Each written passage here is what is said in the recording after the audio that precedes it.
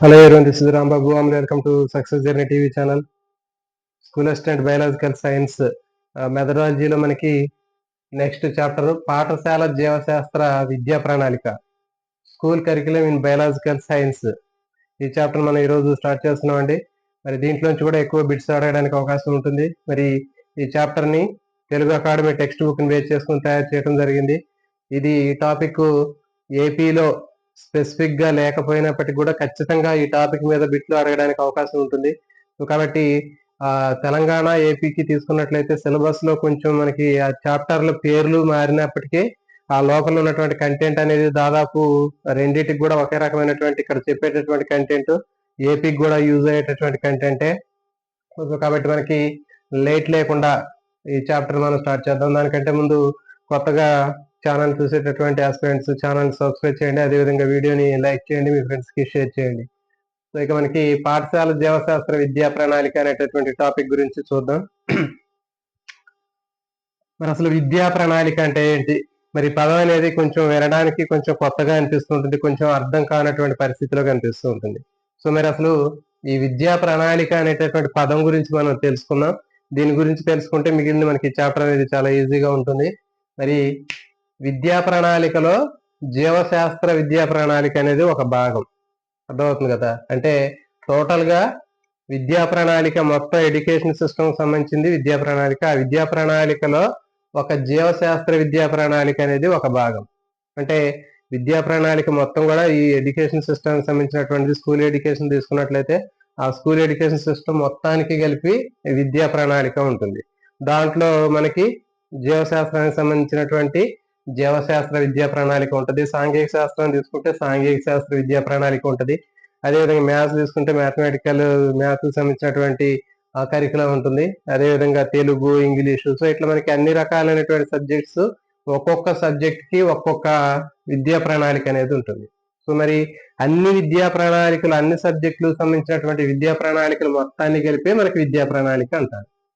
అర్థమవుతుంది కదా? విద్యా ప్రణాళిక అనేది మొత్తం విద్యా వ్యవస్థ తీసుకున్నట్లయితే మొత్తం ఎడ్యుకేషన్ సిస్టమ్ మొత్తానికి సంబంధించినటువంటి ఒక ప్రణాళిక.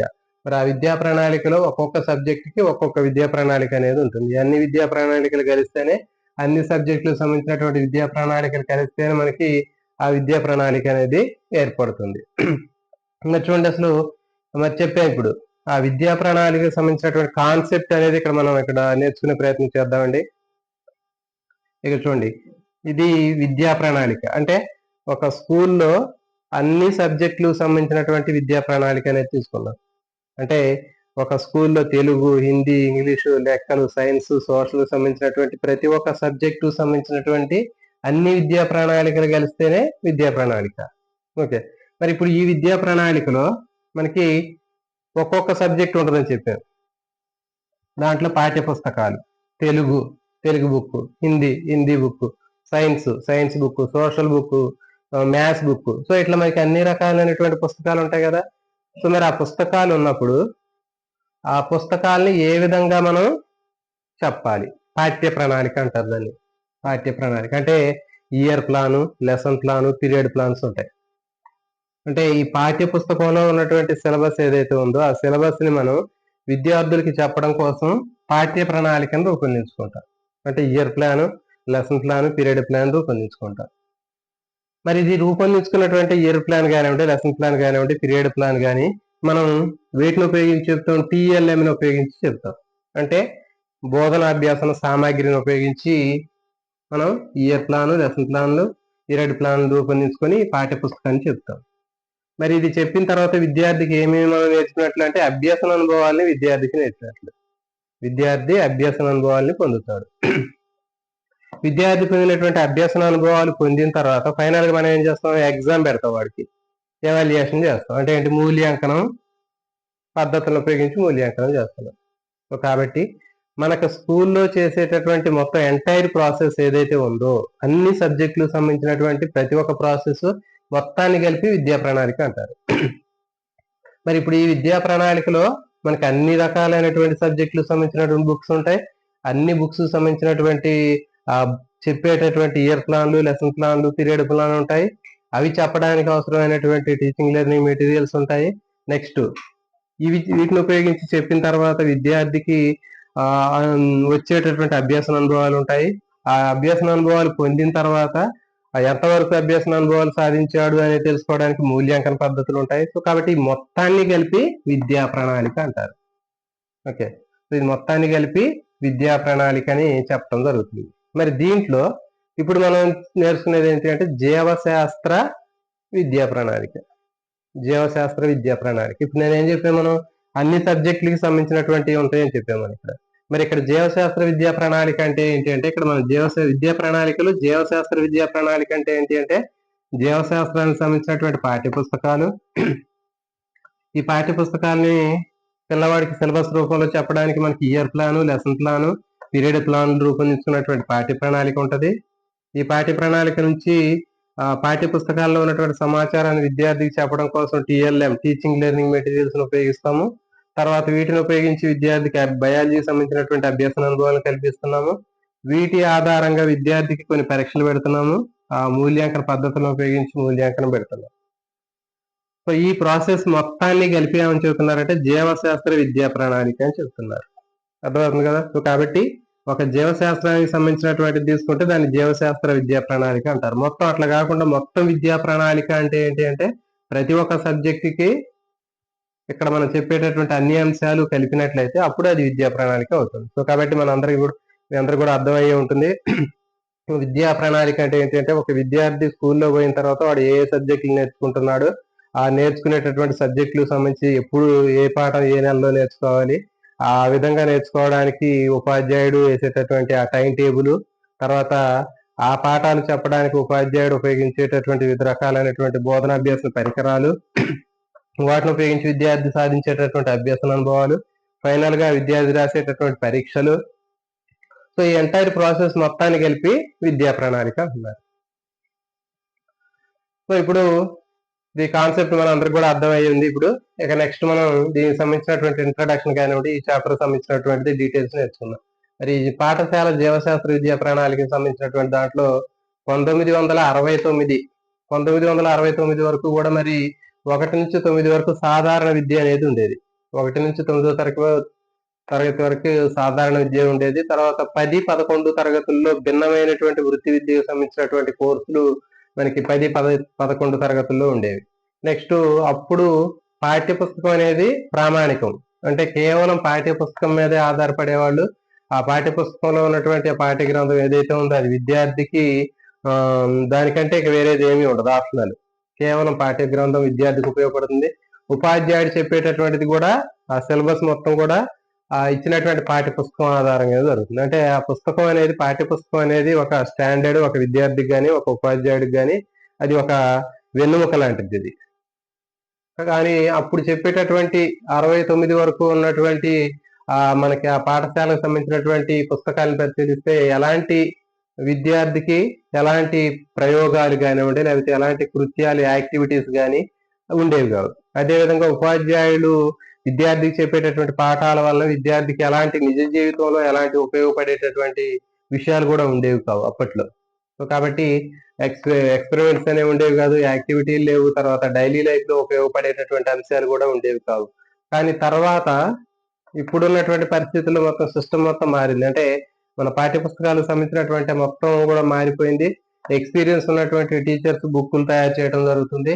మళ్ళీ ఇప్పుడు ఉన్నటువంటి బుక్స్ తీసుకున్నట్లయితే వివిధ రకాలైనటువంటి యాక్టివిటీస్ ఉంటాయి, ఎక్స్పెరిమెంట్స్ ఉన్నాయి, తర్వాత డైలీ లైఫ్ కి సంబంధించినటువంటి లెసన్స్ కూడా ఉన్నాయి. అంటే ఒక చూడండి, ఫర్ ఎగ్జాంపుల్ 10th క్లాస్ తీసుకున్నట్లయితే 10th క్లాస్ లో వివిధ రకాలైనటువంటి యాక్టివిటీస్ ఉంటాయి. అంటే కిడ్నీని ఎట్లా పరిశీలించాలి, తర్వాత హార్ట్ ని ఏ విధంగా పరిశీలించాలి, సో ఇలాంటి రకరకాలైనటువంటి యాక్టివిటీస్, రొట్టె బుజ్జును ఏ విధంగా పరిశీలించాలి, ఈ విధమైనటువంటి యాక్టివిటీస్, తర్వాత కొన్ని ఎక్స్పెరిమెంట్స్ కూడా ఉంటాయి. అంటే ఫర్ ఎగ్జాంపుల్ మనకి ఫోటోసింథసిస్ సంబంధించినటువంటి ఎక్స్పెరిమెంట్స్ కానీ ఉంటాయి, రెస్పిరేషన్ సంబంధించినటువంటి ఎక్స్పెరిమెంట్స్ కానీ ఉంటాయి. తర్వాత డైలీ లైఫ్ కు సంబంధించినటువంటి అంశాలు కూడా ఉంటాయి. అంటే ఒక విద్యార్థి ఒక పాఠం నేర్చుకున్న తర్వాత అది నిజ జీవితంలో అతనికి ఎంతవరకు ఉపయోగపడుతుంది అనేటటువంటి అంశం ఆధారంగా మనకి ఈ పాఠాలు అనేవి ఉంటాయి. ఫర్ ఎగ్జాంపుల్ జీర్ణ వ్యవస్థ పాఠం నేర్చుకున్న తర్వాత మరి విద్యార్థి ఎలాంటి ఆహారం తీసుకోవాలి, ఎలా జంక్ ఫుడ్స్ తీసుకోవడం వల్ల ఎలాంటి నష్టం వస్తుంది అనే విషయం తెలుస్తుంది. అదేవిధంగా శ్వాసక్రియ పాఠం నేర్చుకున్న తర్వాత వాడికి నిజ జీవితంలో ఆ పాఠం యొక్క ఉపయోగం అనేది తెలుస్తుంది. అంటే ఏంటి, పొగ తాగటం వల్ల ఊపిరితిత్తులు ఏ విధంగా చెడిపోతాయి అనేటటువంటి విషయం తెలుస్తుంది. మూత్రపిండాలు పాఠం నేర్చుకున్న తర్వాత మరి మూత్రపిండాలు ఆరోగ్యంగా ఉండాలంటే రోజుకి ఎంత నీళ్లు తాగాలి, ఎలాంటి మూత్రపిండాలు ఆరోగ్యంగా ఏ విధంగా ఉంచుకోవాలి అనేటటువంటి నిజ జీవిత అనుభవాలు అనేవి విద్యార్థికి కలగటం జరుగుతుంది. అది ఇప్పుడు ప్రస్తుతం ఉన్నటువంటి పుస్తకాల్లో వచ్చినటువంటి మార్పులు ఇవన్నీ కూడా. తర్వాత ఒకప్పుడు ఉపాధ్యాయుడు ఏది చేస్తే విద్యార్థికి అదే సర్వస్వం. అంటే ఏంటి, విద్యార్థి కంప్లీట్ గా టీచర్ మీద డిపెండ్ అయ్యేవాడు. టీచర్ ఏది చెప్తే అదే వాడికి ఫైనల్. కానీ మరి ప్రస్తుతం ఉన్నటువంటి పరిస్థితుల్లో చాలా రకాలైనటువంటి ఎలక్ట్రానిక్ మీడియా కానివ్వండి, లేకపోతే ఇంకా ఇంటర్నెట్లు కానివ్వండి, రకరకాలైనటువంటి బుక్స్ కానివ్వండి, మ్యాగజైన్లు కానివ్వండి, సో ఇవన్నీ కూడా విద్యార్థికి అందుబాటులో ఉన్నాయి. కేవలం తరగతి గదిలో ఉపాధ్యాయుడు చెప్పేటటువంటి పాఠ్యాంశాలతో పాటు విద్యార్థి బయట కూడా చాలా రకాలైనటువంటి ఇన్ఫర్మేషన్, సైన్స్ సంబంధించినటువంటి ఇన్ఫర్మేషన్ నేర్చుకోవడం జరుగుతుంది. దాంట్లో ఇంటర్నెట్, మీడియా, తర్వాత బుక్స్, మ్యాగజైన్స్ వీటన్నిటి ద్వారా విద్యార్థి చాలా రకాలైనటువంటి సైన్స్ సంబంధించినటువంటి సమాచారాన్ని అతను గ్యాదర్ చేస్తూ ఉన్నాడు. మరి ఒకప్పుడు విద్యార్థి మెదడు అనేది ఒక ఖాళీ పాత్ర అని, ఆ ఖాళీ పాత్రలో మనమే ఉపాధ్యాయుడు ఆ ఖాళీగా ఉన్నటువంటి పాత్రని ఫిల్ చేస్తారు. అంటే నాలెడ్జ్ తో ఫిల్ చేసేటటువంటి బాధ్యత ఉపాధ్యాయుడిది అని అనుకునేవాడు. కానీ ఇప్పుడు పూర్వ జ్ఞానం ఆధారంగా విద్యార్థి చాలా రకాలైనటువంటి ఇన్ఫర్మేషన్ గ్యాదర్ చేస్తుంది. చెప్పాం మనం, రకరకాలైనటువంటి సోషల్ మీడియా కానివ్వండి, లేకపోతే ఇంటర్నెట్ కానివ్వండి, అలాంటి రకరకాలైనటువంటి సోషల్ మీడియాను ఉపయోగించి విద్యార్థి చాలా రకాలైనటువంటి సైన్స్ సంబంధించినటువంటి సమాచారాన్ని అతను సేకరిస్తున్నాడు. అతను సేకరించినటువంటి సమాచారాన్ని ఆధారంగా చేసుకుని విద్యార్థి పాఠశాలలో సైన్స్ పాఠం చెప్పేటప్పుడు విద్యార్థి రకరకాలైనటువంటి ప్రశ్నలు అడుగుతూ ఉంటాడు. మరి విద్యార్థి అంటే కేవలం పుస్తకంలో ఉన్నటువంటి సమాచారమే కాకుండా బయట నుంచి విద్యార్థి నేర్చుకున్నటువంటి విషయాల మీద ఉపాధ్యాయుని ప్రశ్నలు అడగడానికి అవకాశం ఉంటుంది. మరి అలాంటి సందర్భంలో ఉపాధ్యాయుడు విద్యార్థి అడిగేటటువంటి ప్రతి ఒక్క ప్రశ్నకి కూడా సరైనటువంటి సమాధానాన్ని చెప్పేటటువంటి పరిస్థితిలో ఉండాలి. సో కాబట్టి టీచర్ ఒక ఎన్సైక్లోపీడియా లాగా ఉండాలి. అంటే దాదాపు ఉపాధ్యాయుడు కూడా మొత్తం బయట జరిగేటటువంటి సైన్స్ సంబంధించినటువంటి రకరకాలైనటువంటి పరిశోధనలు కానివ్వండి, ఆవిష్కరణలు కానివ్వండి, ఇంకా సైన్స్ సంబంధించినటువంటి అంశాలు ఏదైనా సరే ఉపాధ్యాయుడు కూడా పూర్తి స్థాయిలో తెలుసుకుని ఉన్నప్పుడే విద్యార్థికి సరైనటువంటి స్థాయిలో సమాధానాన్ని చెప్పగలుగుతాడు. కాబట్టి ఉపాధ్యాయుడు అనేవాడు ఖచ్చితంగా ఒక ఎన్సైక్లోపీడియా లాగా ఉండి విద్యార్థి ఎలాంటి ప్రశ్న అడిగినా గానీ తడుముకోకుండా సమాధానం చెప్పేటటువంటి పరిస్థితిలో ఉపాధ్యాయులు ఉండాలి. మరి ఈ విద్యా ప్రణాళిక కరికులం గురించి చూద్దామండి. మరి కరికులం అనేటటువంటి పదము కెరీర్ అనేటటువంటి లాటిన్ పదం నుంచి రావడం జరిగింది. కరికులం అనేది కెరీర్ అనేటటువంటి లాటిన్ పదం నుంచి వచ్చింది. మరి కెరీర్ అనేటటువంటి పదానికి అర్థం ఏంటి అంటే పరిగెత్తడానికి ఉపయోగపడే దారి అని చెప్తారు. అంటే ఫర్ ఎగ్జాంపుల్ ఒక రన్నింగ్ రేస్ పెట్టామనుకోండి, ఆ రన్నింగ్ రేస్ పెట్టినప్పుడు ఉపయోగం ఉండేటటువంటి దారి ఏదైతే ఉందో, పరిగెత్తడానికి ఉపయోగపడే దారి, అదే కెరీర్ అని చెప్తారు. కాబట్టి గుర్తుపెట్టుకోండి, కెరీర్ అనేటటువంటి లాటిన్ పదం నుంచి కరికులం అనేటటువంటి ఇంగ్లీష్ పదం రావటం జరిగింది. అంటే కెరీర్ కి అర్థం ఏంటి అంటే పరిగెత్తడానికి దారి, లేకపోతే గమ్యం చేరడానికి పరిగెత్తడానికి ఉపయోగపడేటటువంటి దారి. పరిగెత్తి గమ్యం చేరుకోవడానికి ఉపయోగపడేటటువంటి దారిని కెరీర్ అని చెప్తారు. మరి చూడండి, పూర్వకాలంలో అంటే గతంలో మనకి ఈ కరికులం అనేటటువంటి పదం అనేది కేవలం తరగతి గదికి సంబంధించినటువంటి పాఠ్యాంశాలకు మాత్రమే ఉండేది. కానీ ప్రస్తుతం విద్యార్థికి కావాల్సినటువంటి అన్ని రకాలైనటువంటి అనుభవాల యొక్క సముదాయం మొత్తాన్ని కలిపి మనం కరికులం అని చెప్పడం జరుగుతుంది. కాబట్టి ఈ కరికులం అనేది కేవలం తరగతి గదిలో ఉపాధ్యాయుడు విద్యార్థికి అందించేటటువంటి పాఠం మాత్రమే కాకుండా సహపాఠ్య కార్యక్రమాలు కూడా ఉంటాయి. అన్ని రకాలైనటువంటి సహపాఠ్య కార్యక్రమాలు కూడా ఉంటాయి. సో కాబట్టి విద్యార్థికి కావాల్సినటువంటి అనుభవాల సముదాయము, ఎదుర్కొనేటటువంటి జీవిత సన్నివేశాల పరంపర, విద్యార్థికి ఫేస్ చేసేటటువంటి రకరకాలైనటువంటి సమస్యలు, వాటికి పరిష్కారాలు అన్నిటినీ కూడా కలిపి ఇక్కడ మనం కరికులం అని చెప్తాం. ఇక చూడండి, విద్యా ప్రణాళిక అనేది ఒక పెద్ద సర్కిల్ లాగా చూపిస్తే, ఈ పెద్ద సర్కిల్లో ఒక చిన్నది జీవశాస్త్ర విద్యా ప్రణాళిక అని చెప్పాం కదా. విద్యా ప్రణాళిక అనేది మొత్తం ఎంటైర్ ఎడ్యుకేషన్ సిస్టమ్కి సంబంధించింది. మొత్తం ఒక విద్యార్థికి సంబంధించినటువంటి అన్ని సబ్జెక్టులకు సంబంధించినటువంటి అంశాలు మొత్తాన్ని కలిపితేనే మనకి విద్యా ప్రణాళిక తయారవుతుంది. ఆ విద్యా ప్రణాళికలో జీవశాస్త్ర ప్రణాళిక ఇంకటి మనకి అట్లా అన్నీ ఉంటాయి. గణిత శాస్త్ర ప్రణాళిక, సాంఘిక శాస్త్ర ప్రణాళిక, తెలుగు, ఇంగ్లీషు, సో అట్లా ఉంటాయి. మనం బయాలజీ కాబట్టి మనం ఇక్కడ కేవలం బయాలజీ సంబంధించినటువంటి జీవశాస్త్ర విద్యా ప్రణాళికని నేర్చుకుంటున్నాం. సో కాబట్టి ఇది ఒక సమితి అనుకుంటే దీంట్లో ఇది ఒక ఉప సమితి అని చెప్పొచ్చు, మ్యాథ్స్ లో చెప్పినట్లుగా. మరి విద్యా ప్రణాళిక ద్వారా సాధించాల్సినటువంటి అంశాలు ఏంటి అంటే ప్రవర్తన మార్పులు, విద్యార్థుల్లో వచ్చేటటువంటి ప్రవర్తన మార్పులు, ఉద్దేశాలు, విలువల్ని పెంపొందించడం మనం గతంలో నేర్చుకున్నాం. విద్యార్థుల్లో రకరకాలైనటువంటి విలువల్ని పెంపొందించాలి అని చెప్పాం. సో మరి అలాంటి విలువలు పెంపొందించడానికి ఈ కరికులం అనేది ఫ్రేమ్ చేస్తూ ఉంటారు. తర్వాత విద్యార్థులు సాధించాల్సినటువంటి లక్ష్యాలు, చేయాల్సినటువంటి కృత్యాలు, బోధించేటటువంటి విధానము, అనుసరించాల్సినటువంటి బోధనా పద్ధతులు ఇవన్నీ కూడా మొత్తం కూడా మనకి దీంట్లో ఈ కరికులంలో ఉంటాయి. చూడండి ఇక్కడ మరి ఈ విద్యా ప్రణాళిక కరికులానికి సంబంధించినటువంటి కొంతమంది శాస్త్రవేత్తలు కొన్ని రకాలైనటువంటి నిర్వచనాలని ఇవ్వటం జరిగింది. మీ కరికులానికి సంబంధించినటువంటి విద్యా ప్రణాళికకి సంబంధించినటువంటి కొన్ని ముఖ్యమైనటువంటి శాస్త్రవేత్తలు ఇచ్చినటువంటి నిర్వచనాలు అనేవి ఉన్నాయి. మరి ఈ నిర్వచనాల గురించి మనం ఇక్కడ చూద్దాం. చూడండి ఫస్ట్ స్పియర్మన్ అనేటటువంటి శాస్త్రవేత్త ఏం చెప్పాడంటే ఉపాధ్యాయుడి పర్యవేక్షణలో విద్యార్థి చేసేటటువంటి కృత్యాల యొక్క సముదాయాన్ని కరికులం అంటారు అని స్పియర్మన్ చెప్పాడు. ఉపాధ్యాయుడి పర్యవేక్షణలో విద్యార్థి చేసేటటువంటి కృత్యాల సమూహాన్ని విద్యా ప్రణాళిక అంటారని స్పియర్మన్ చెప్పాడు. మరి దీనికి ఒక కోడ్ రూపంలో ఎట్లా గుర్తుపెట్టుకోవాలంటే స్పియర్ అంటే ఫియర్ అని గుర్తుపెట్టుకోండి. ఫియర్ అంటే భయం, భయపడేటటువంటి మనిషి. అంటే విద్యార్థి భయపడుతున్నాడు. ఎవరిని చూసి భయపడుతున్నాడు? ఉపాధ్యాయుడి పర్యవేక్షణలో విద్యార్థి ఒక కృత్యాన్ని చేయాలంటే భయపడుతున్నాడు అని గుర్తుపెట్టుకోండి. సో ఆ విధంగా గుర్తుపెట్టుకుంటే మనకి టీచర్ గైడెన్స్ లో అంటే ఉపాధ్యాయుడి పర్యవేక్షణలో విద్యార్థి చేసేటటువంటి కృత్యాల యొక్క సమూహాన్ని విద్యా ప్రణాళిక అంటారు. స్పియర్మ్యాన్, ఫియర్ అని గుర్తుపెట్టుకోండి. నెక్స్ట్ పాఠశాల బయట లోపల కల్పించేటటువంటి భౌతిక, సామాజిక, ఆధ్యాత్మిక, నైతిక, భావోద్రేకమైనటువంటి విలువల యొక్క అభివృద్ధికి సంబంధించినటువంటిదే మనకి విద్యా ప్రణాళిక అని క్రో అండ్ క్రో అని శాస్త్రవేత్త చెప్పాడు. క్రో అండ్ క్రో పాఠశాలలో కానీ లేకపోతే పాఠశాలకు బయట కానీ కల్పించేటటువంటి భౌతిక పరమైన, సాంఘిక పరమైన, ఆధ్యాత్మికమైన, నైతికమైన, భావోద్రేకమైనటువంటి విలువల అభివృద్ధి చేసేటటువంటి ప్రక్రియనే మనకి విద్యా ప్రణాళిక అని క్రో అండ్ క్రో చెప్పాడు. మరి దీన్ని ఎట్లా గుర్తుపెట్టుకోవచ్చు అంటే చూడండి, క్రో అండ్ క్రో అంటే కోక్కో అని గుర్తుపెట్టండి. అంటే కోడి కోక్కో అని అరుస్తూ ఉంటది. ఎక్కడ అరుస్తుంది? ఇంట్లో ఉన్నా కానీ అరుస్తుంటది, బయట ఉన్నా కానీ అరుస్తుంది. అట్లా గుర్తుపెట్టుకోండి. బయట, లోపల కోక్కో అని గుర్తుపెట్టుకోండి. అంటే కోడి కోక్కో అని ఎక్కడ అరుస్తుంటది? ఇంటి లోపల ఉన్న అరుస్తుంటది, బయట ఉన్నా కానీ అట్లా అరుస్తుంది. సో కాబట్టి ఈ విధంగా ఈజీగా గుర్తుపెట్టుకోవచ్చు ఈ కోడ్ని. నెక్స్ట్ ముర్రే అనే శాస్త్రవేత్త చెప్పినటువంటి నిర్వచనం ఏంటి అంటే ఈ విద్యా ప్రణాళికకి శిశువు ఒక పాఠశాల తీసుకున్నట్లయితే పాఠశాల శిశువుకి కల్పించాల్సినటువంటి అనుభవాల్ని ఏవైతే ఉంటాయో ఆ అనుభవాలను అందించేటటువంటి ప్రయత్నమే విద్యా ప్రణాళిక అని చెప్పాడు. అంటే ఒక పాఠశాల శిశువుకి ఏ అనుభవాలు అయితే అందించాలో అందించాల్సినటువంటి అనుభవాల మొత్తాన్ని కలిపి విద్యా ప్రణాళిక అంటారని ముర్రే చెప్పాడు. ఇక్కడ దీనికి గుర్తుపెట్టుకునేది ఏంటి అంటే ముర్రే అంటే మోరా అని గుర్తుపెట్టుకోండి. అంటే మనకి చేతికి ఇట్లా మోరతోటి కొలుస్తాం కదా, కాబట్టి అంటే శిశువు పాఠశాలలో కల్పించేటటువంటి అనుభవాలు ఏవైతే ఉన్నాయో అనుభవాలు మొత్తాన్ని అందించేటటువంటి ప్రయత్నం. ఇక్కడ అందించే అనే పదాన్ని గుర్తుపెట్టుకోండి. అందించాలి అంటే ఫర్ ఎగ్జాంపుల్ మనం ఈ పెన్ను ఉంది, పెన్ను ఇవ్వాలంటే ఏం చేస్తాం? చేతితో అందిస్తాం. అంటే ఏంటి? చేతికి ఏముంటుంది? ఒక మోర ఉంటుంది. అట్లా గుర్తుపెట్టుకోండి. అంటే ఒక మోర ఉన్నటువంటి చేతితోటి మనం అందిస్తాం ఏదైనా సరే. కాబట్టి ఇది అందించే ప్రయత్నం అనే పదాన్ని గుర్తుపెట్టుకోండి. శిశువుకి పాఠశాలలో ఏ అనుభవాలు అయితే అందించాలో అందించాల్సినటువంటి అనుభవాల మొత్తాన్ని కలిపి ఏమంటారంటే విద్యా ప్రణాళిక అని ముర్రే చెప్పాడు.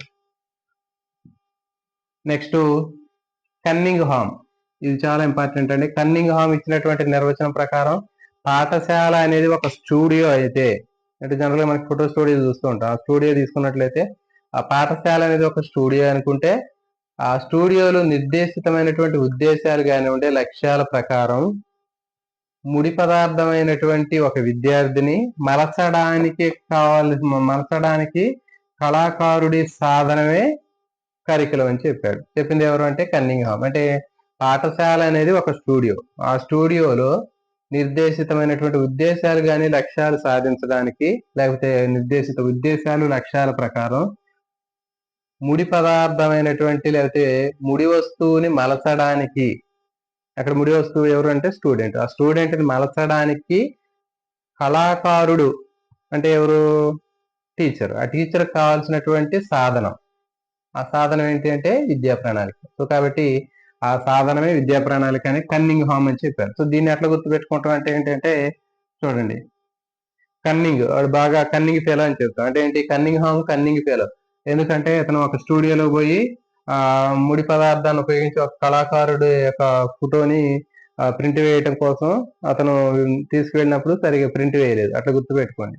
పాఠశాల అనేది ఒక స్టూడియోలో మరి కళాకారులు ఏం చేస్తారు, ఫోటోలు పెయింట్లు వేస్తూ ఉంటారు. అంటే ఫోటోను చూసి పెయింట్ వేయటం, లేకపోతే ఒక ప్రింట్ వేస్తూ ఉంటారు. సో మరి అట్లా వేయకుండా అతన్ని మోసం చేశాడు. సో కాబట్టి అతను కన్నింగ్ అని గుర్తుపెట్టుకోండి. పాఠశాల అనేటటువంటి స్టూడియోలో నిర్దేశిత ఉద్దేశాలు, లక్ష్యాల ప్రకారం ముడి పదార్థమైనటువంటి లేకపోతే ముడి వస్తువు అయినటువంటి ఒక విద్యార్థిని మలచడానికి కళాకారుడికి కావలసినటువంటి సాధనం. అంటే కళాకారుడు అంటే ఉపాధ్యాయుడికి కావాల్సినటువంటి సాధనం. ఈ నిర్వచనం చెప్పింది ఏంటి, ఎవరు అంటే కన్నింగ్ హామ్. ఇక్కడ పాఠశాల అనేది స్టూడియో అనేది పాఠశాల. నెక్స్ట్ ఇక్కడ ముడి పదార్థం అంటే ఏంటి, స్టూడెంట్. మరి కళాకారుడు అంటే ఉపాధ్యాయుడు. మరి కావాల్సినటువంటి సాధనం అంటే ఏంటి, విద్యా ప్రణాళిక. సో నెక్స్ట్ ఇది ఆల్రెడీ మనం ఇప్పుడు డిస్కస్ చేసామండి. నెక్స్ట్ ఎస్సీఆర్టీ, ఈ విద్యా ప్రణాళికకు సంబంధించినటువంటి ఎస్సీఆర్టీ రాష్ట్ర స్థాయిలో స్థానిక అవసరాలు, ఉద్దేశాలను బట్టి ఈ రాష్ట్ర స్థాయిలో కరికులాన్ని రూపొందించడం జరిగింది. రాష్ట్ర విద్యా ప్రణాళిక అంటే రాష్ట్ర స్థాయిలో విద్యా ప్రణాళికని రూపొందించడానికి SCERT, state council for education and research and training, స్థానిక అవసరాలు, ఉద్దేశాల ఆధారంగా మనకి రాష్ట్ర స్థాయిలో కరికులంని, విద్యా ప్రణాళికను రూపొందించడం జరిగింది. నేషనల్ ఎడ్యుకేషన్ పాలసీ, జాతీయ విద్యా విధానం 1986 తర్వాత చాలా మార్పులు అనేవి రావటం జరిగింది. అంటే ఏంటి, ఎడ్యుకేషన్ మొత్తం కూడా శిశు కేంద్రితంగా ఉండాలి అనేటటువంటి విషయాన్ని చెప్పడం జరిగింది.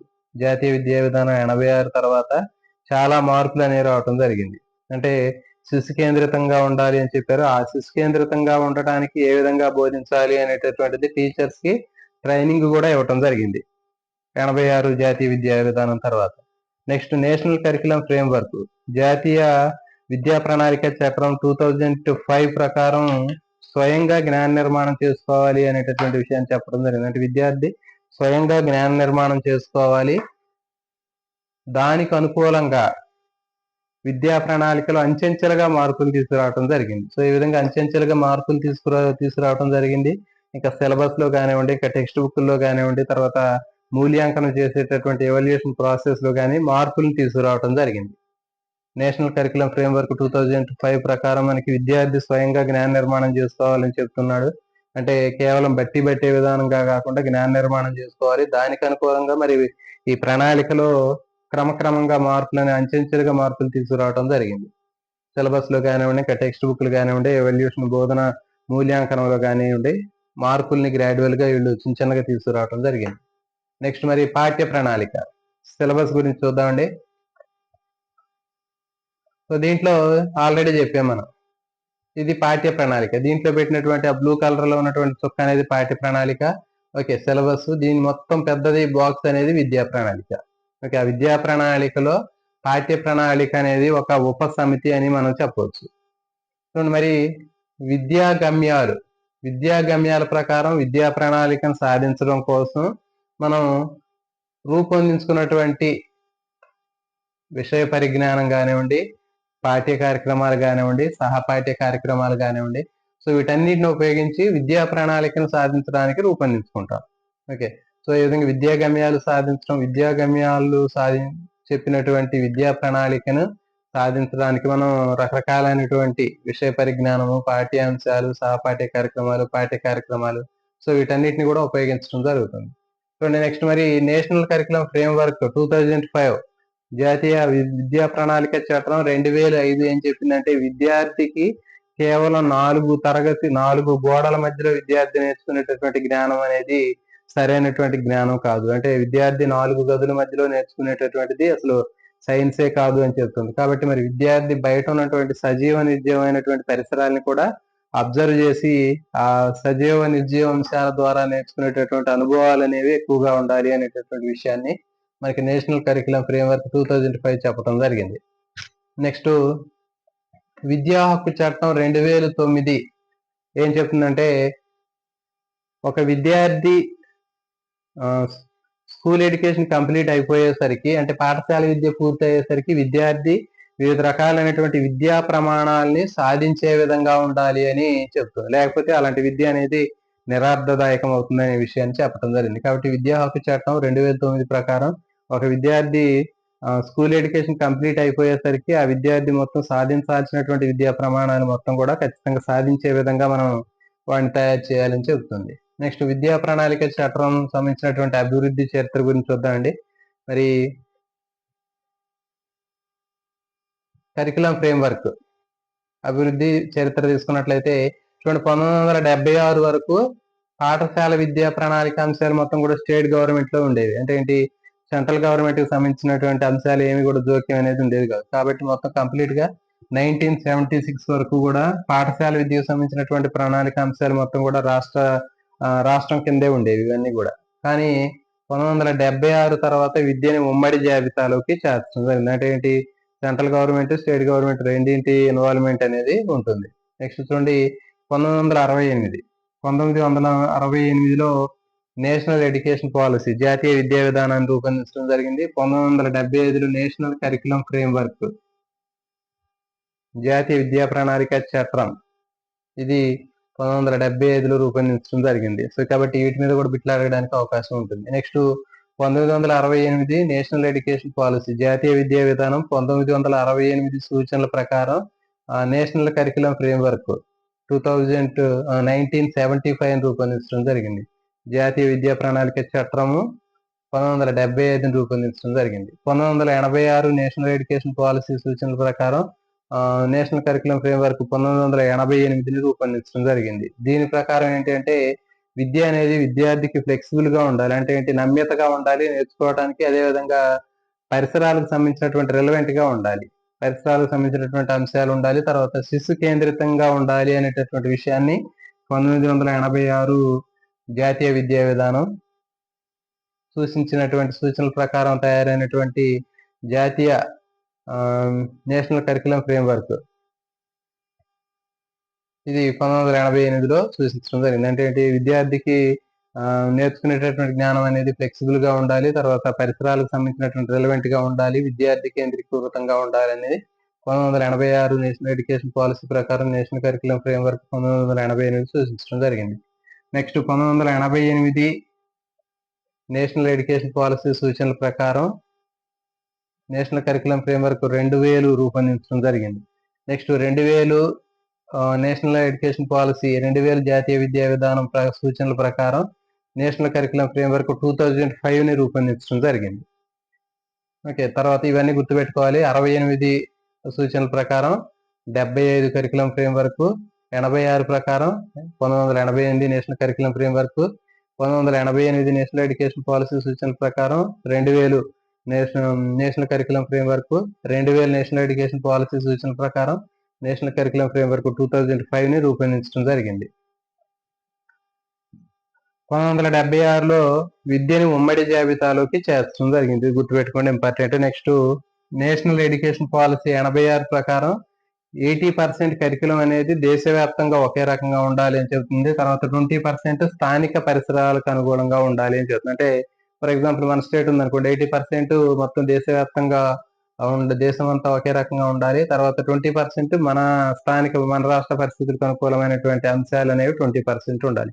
వేరే స్టేట్ తీసుకుంటే ఆ స్టేట్ లో 20% ఆ స్థానిక పరిస్థితులకు అనుకూలంగా ఉండాలి. కానీ 80% ఓవరాల్ గా సిలబస్ అనేది మొత్తం స్టేట్ మొత్తం కంట్రీ మొత్తం ఒకే రకంగా ఉండాలి అనేది నేషనల్ ఎడ్యుకేషన్ పాలసీ 86 చెప్పినటువంటి అంశం. నెక్స్ట్ వ్యక్తిగత సామాజిక ఉద్దేశాలు సాధించే విధంగా, తర్వాత అభ్యసన అనుభవాలను కల్పించేటటువంటి అవగాహన ఏదైతే ఉందో దాన్ని నేషనల్ కరికులం ఫ్రేమ్వర్క్ సూచించడం జరిగింది. అంటే నేషనల్ కరికులం ఫ్రేమ్వర్క్ ఏ ఉద్దేశం కోసం రూపొందించబడింది అంటే వ్యక్తిగత సామాజిక ఉద్దేశాలని సాధించడానికి, తర్వాత అభ్యసన అనుభవాలని పెంపొందించడానికి కలిగించాల్సినటువంటి అవగాహన కోసం మనకి నేషనల్ కరికులం ఫ్రేమ్వర్క్ అనేది రూపొందించబడింది.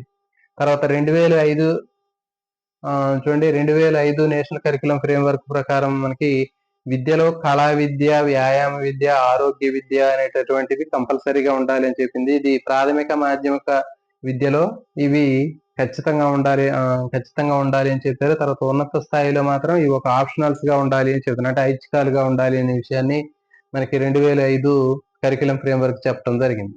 కళా విద్య, వ్యాయామ విద్య, ఆరోగ్య విద్య అనేది ప్రాథమిక మాధ్యమిక స్థాయిలో కంపల్సరీగా ఉండాలి. హైయర్ ఎడ్యుకేషన్ లో మాత్రం అవి ఆప్షనల్ గా ఉండాలని చెప్పింది. నెక్స్ట్ ఫైనల్ గా చూడండి, కరికులం ఫ్రేమ్ వర్క్ సంబంధించి ఎడ్యుకేషనల్ ఎయిమ్స్ గమ్యాలు అంటారు. గమ్యాల నుంచి కరికులం ఫ్రేమ్ వర్క్ విద్యా ప్రణాళిక చట్టం రూపొందించబడుతుంది. ఈ విద్యా ప్రణాళిక చట్టం నుంచి విద్యా ప్రణాళిక లక్ష్యాలు రూపొందించడం జరుగుతుంది. ఇవి కరికులం ఎయిమ్స్. నెక్స్ట్ వీటి నుంచి విద్యా ప్రణాళిక కరికులం అనేది రూపొందించబడుతుంది. సో ఈ విధంగా గమ్యాల నుంచి విద్యా ప్రణాళిక చట్టము, విద్యా ప్రణాళిక చట్టం నుంచి విద్యా ప్రణాళిక లక్ష్యాలు, విద్యా ప్రణాళిక లక్ష్యాల నుంచి విద్యా ప్రణాళిక కరికులం అనేది రూపొందించడం జరుగుతుంది. సో ఇది ఈ రోజు దీనికి సంబంధించినటువంటి టాపిక్ అండి. మరి ఇలాంటి మరిన్ని వీడియోల కోసం ఛానల్ సబ్స్క్రైబ్ చేయండి, మీ ఫ్రెండ్స్ కి షేర్ చేయండి, all notification bell icon on చేసుకోండి. జై హింద్.